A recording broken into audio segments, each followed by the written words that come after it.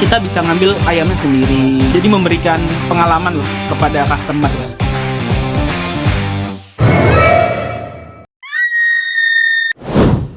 Bisa nggak Mas ceritain secara singkat itu jenis usahanya, lama berdirinya, profil singkat. Kenyataannya ini usaha baru ya kan. Kami baru sekitar 2 tahun ya. Kami sendiri base-nya sebenarnya kalau kalian tahu Mister Geprek. Jadi fokusnya apa sih? Bedanya dari yang lain, ketika Mister Geprek kan kita pesan sendiri. Termasuk nasi kulit juga kami fokusnya online. Kalau penyetan ini profilnya adalah dia prasmanan. Kita bisa ngambil ayamnya sendiri, bisa ngambil katsunya sendiri. Jadi memberikan pengalaman lah kepada customer, pengalaman yang berbeda untuk makan. Tapi kalau sambalnya kita masih sama semua. Jumlah karyawan yang ada di penyetannya berapa? Kalau penyetannya sendiri dikit, 5-6 orang lah. 5-6 orang. Pencatatan keuangannya di penyetan ini Kalau khusus penyetan, karena kami juga belum lama berdiri dan fokusnya memang anak-anak mahasiswa, dan itu jadinya kami masih full manual kalau catatan. dokumen yang biasanya digunakan dalam transaksi. Kita manual masih notanya nota manual, kecuali kita online-nya ya. Kita kan fokus online juga kan. Nah, kalau online itu kita udah pakai namanya sistemnya POS. Jadi kayak GrabFood, ShopeeFood, GoFood. Jadi dia udah by aplikasi, notanya udah keluar semua by sistem. Siapa yang bertanggung jawab mencatat dan menyimpan dokumen penjualan? Kasir kalau itu. Kasir. Ada nggak kendala yang sering terjadi dalam pencatatan penjual? Rencana kami sih tahun ini mungkin bisa lebih rapi ya. Karena kan seperti kita tahu kan kalau manual tuh ada plus minusnya lah ya.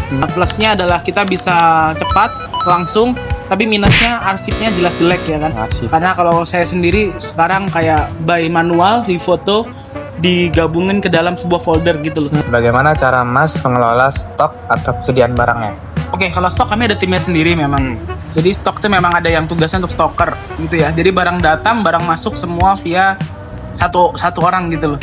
Jadi memang yang berhak mengeluarkan barang atau yang kita kan juga ada beberapa cabang, misalnya cabang ini minta atau cabang itu minta, jadinya juga via orang ini. Ada pembukuannya untuk masalah stok, karena usaha yang baik stok juga baik. Ada sistem yang mantau barang masuk sama keluar gitu nggak Mas? Misalnya kartu stok, catatan manual, Excel, aplikasi. Kartu stok paling. Kartu Kita stok. pakai stok.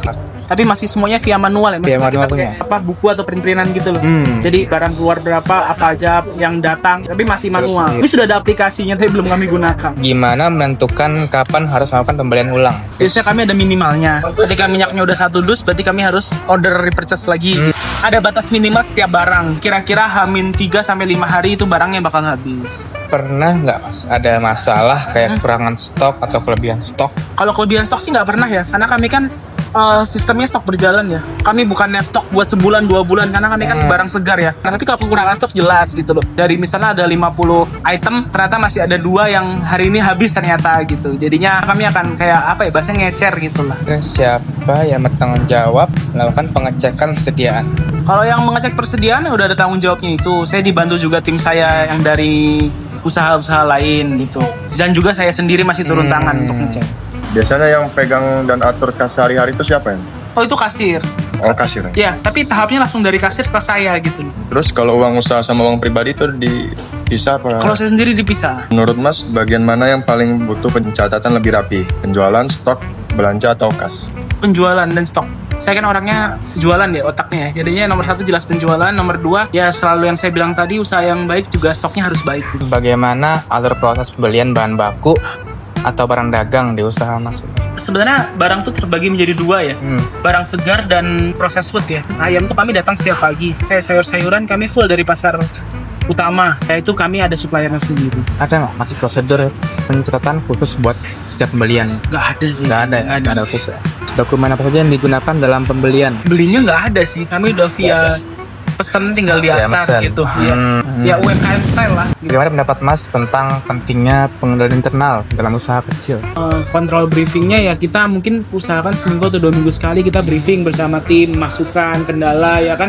Sekarang kan juga sudah enak ya, maksudnya kita untuk mencari review itu kan kita nggak harus nanyain ke orang-orang. Karena sekarang udah serba online, kamu bisa lihat ShopeeFood bintangnya berapa, kontrol internalnya dari sana gitu. Ada nggak sih rencana ke depannya buat mengembangkan sistem catatan itu menggunakan software akuntansi? Kita sudah ada gitu loh, tapi memang belum kita laksanakan. Mungkin di akhir tahun ini atau tahun depan sih rencana kami ingin lebih tertata.